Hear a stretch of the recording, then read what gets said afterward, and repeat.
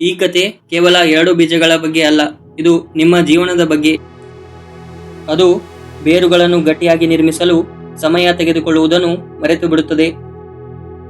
ತ್ವರಿತ ಯಶಸ್ಸು ಶಾಶ್ವತವಾಗಿರುವುದಿಲ್ಲ, ಆದರೆ ಗಟ್ಟಿಯಾದ ಅಡಿಪಾಯ ಶಾಶ್ವತವಾದ ಸಾಮ್ರಾಜ್ಯವನ್ನು ನಿರ್ಮಿಸುತ್ತದೆ. ಅವಕಾಶಗಳನ್ನು ಹಿಂಬಾಲಿಸಬೇಡಿ, ನಿಮ್ಮ ಅಡಿಪಾಯವನ್ನು ಬಲಗೊಳಿಸಿಕೊಳ್ಳಿ. ಒಂದು ದಿನ ನೀವು ಕೇವಲ ಬೆಳೆಯುವುದಿಲ್ಲ, ಒಂದು ಸಾಮ್ರಾಜ್ಯವನ್ನು ನಿರ್ಮಿಸುತ್ತೀರಿ. ನೀವು ಸನ್ನಿವೇಶಗಳಿಗೆ ಬಲಿಯಾಗುವುದನ್ನು ನಿಲ್ಲಿಸಿದಾಗ ಸನ್ನಿವೇಶ ಅಥವಾ ಪರಿಸ್ಥಿತಿಯನ್ನು ಬದಲಾಯಿಸಲು ಪ್ರಾರಂಭಿಸುತ್ತೀರಿ. ಜಗತ್ತಿನಲ್ಲಿ ಬಹಳಷ್ಟು ಜನರು ತಕ್ಷಣವೇ ವೈರಲ್ ಆಗಿ ಯಶಸ್ಸು ಸಾಧಿಸಬೇಕು ಎಂಬ ತಪ್ಪು ನಂಬಿಕೆಯಲ್ಲಿ ಇದ್ದಾರೆ. ಆದರೆ ಅದೇ ಕಾರಣಕ್ಕೆ ಬಹಳಷ್ಟು ಜನರು ಜೀವನದಲ್ಲಿ ವಿಫಲರಾಗಿದ್ದಾರೆ. ಇಂದು ತಕ್ಷಣ ಯಶಸ್ಸು ಮತ್ತು ಒಂದೇ ದಿನದಲ್ಲಿ ಪ್ರಸಿದ್ಧಿ ಎಂಬ ಜಗತ್ತಿನಲ್ಲಿ ನಾವು ದೀರ್ಘಕಾಲದ ದೃಷ್ಟಿಯ ಶಕ್ತಿಯನ್ನು ಮರೆತಿದ್ದೇವೆ. ಈ ಜಗತ್ತಿನಲ್ಲಿ ಬಹುತೇಕ ಜನರು ವೇಗವಾಗಿ ಬೆಳೆಯುವುದು ಯಶಸ್ಸು ಎಂಬ ತಪ್ಪು ನಂಬಿಕೆಯಲ್ಲಿ ಬದುಕುತ್ತಿದ್ದಾರೆ. ಆದರೆ ನಾನು ಇಂದು ನಿಮಗೆ ಹೇಳುವ ಕತೆ ಆ ನಂಬಿಕೆಯನ್ನು ಸಂಪೂರ್ಣವಾಗಿ ನಾಶ ಮಾಡುತ್ತದೆ. ಹಾಗಾಗಿ ಈ ವಿಡಿಯೋವನ್ನು ಕೊನೆವರೆಗೆ ವೀಕ್ಷಿಸಿ ಮತ್ತು ನಿಮಗೆ ಸಾಧ್ಯವಾದಷ್ಟು ಜನರಿಗೆ ಶೇರ್ ಮಾಡುವ ಮೂಲಕ ಸಪೋರ್ಟ್ ಮಾಡಿ. ಮಳೆ ಇಲ್ಲದ, ನೆರಳು ಇಲ್ಲದ ಒಂದು ಬರಿದಾದ ಮರಳು ಭೂಮಿ. ಆ ಭೂಮಿಯಲ್ಲಿ 2 ಬೀಜಗಳನ್ನು ನೆಡಲಾಗುತ್ತದೆ. ಅವು ಒಂದೇ ರೀತಿಯ, ಒಂದೇ ಸಾಮರ್ಥ್ಯದ ಬೀಜಗಳಾಗಿದ್ದರೂ ಅವುಗಳ ಭವಿಷ್ಯ ಸಂಪೂರ್ಣ ಬೇರೆ ಬೇರೆ ಆಗಿತ್ತು.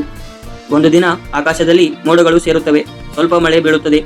ಮೊದಲ ಬೀಜ ಆತುರದಿಂದ ಇದುವೇ ನನ್ನ ಅವಕಾಶ ಎಂದು ಯೋಚಿಸಿ ಅದು ತನ್ನ ಎಲ್ಲಾ ಶಕ್ತಿಯನ್ನು ಬಳಸಿ ವೇಗವಾಗಿ ಮೊಳೆಯುತ್ತದೆ. ಕೆಲವೇ ದಿನಗಳಲ್ಲಿ ಬೆಳೆದು ಎಲ್ಲರಿಗೂ ಕಾಣುತ್ತದೆ. ಆದರೆ ಅದು ಬೇರುಗಳನ್ನು ಗಟ್ಟಿಯಾಗಿ ನಿರ್ಮಿಸಲು ಸಮಯ ತೆಗೆದುಕೊಳ್ಳುವುದನ್ನು ಮರೆತು ಬಿಡುತ್ತದೆ. ಇನ್ನೊಂದು ಬೀಜ ನೆಲದ ಮೇಲ್ಮೈನಲ್ಲಿ ಏನೂ ಕಾಣುತ್ತಿಲ್ಲ, ಯಾವುದೇ ರೀತಿಯ ಬೆಳವಣಿಗೆ ಇಲ್ಲ. ಆದರೆ ಅದು ನೆಲದೊಳಗೆ ಆಳಕ್ಕೆ ನಿಶ್ಶಬ್ದವಾಗಿ, ದಟ್ಟವಾಗಿ ಮತ್ತು ಅದೃಶ್ಯವಾಗಿ ಬೇರುಗಳನ್ನು ಹರಡುತ್ತಿತ್ತು.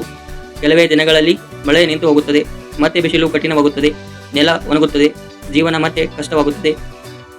ವೇಗವಾಗಿ ಬೆಳೆದ ಮೊದಲ ಬೀಜ ಈಗ ಕುಸಿಯಲು ಪ್ರಾರಂಭಿಸುತ್ತದೆ. ಅದರ ಬೇರುಗಳು ಆಳದಲ್ಲಿಲ್ಲ, ಹಾಗಾಗಿ ಅದಕ್ಕೆ ನೀರು ಸಿಗುವುದಿಲ್ಲ, ಬಿಸಿಲಿನ ತಾಪ ತಡೆದುಕೊಳ್ಳುವ ಶಕ್ತಿಯೂ ಇರುವುದಿಲ್ಲ.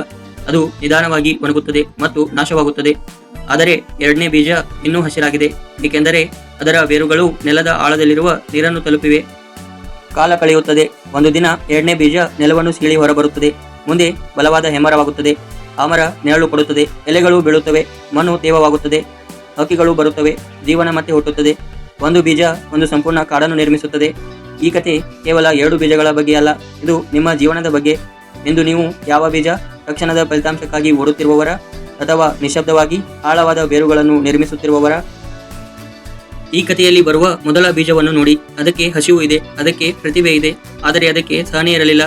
ಇಂದಿನ ಜಗತ್ತಿನಲ್ಲಿ ಇದು ವೈರಲ್ ಯಶಸ್ಸು. ನೆಲೆಯಿಲ್ಲದೆ ವೇಗವಾಗಿ ಬೆಳೆಯುವ ಉದ್ಯಮಿ, ಕಲೆಯನ್ನು ಬಿಟ್ಟು ಟ್ರೆಂಡ್ಗಾಗಿ ಓಡುವ ಕಲಾವಿದ, ಇವೆಲ್ಲ ಇದಕ್ಕೆ ಪ್ರಸ್ತುತ ಉದಾಹರಣೆಗಳು. ಇದು ಗೆಲುವಿನಂತೆ ಕಾಣುತ್ತದೆ, ಆದರೆ ಇದು ಅತ್ಯಂತ ದೊಡ್ಡ ತಪ್ಪು.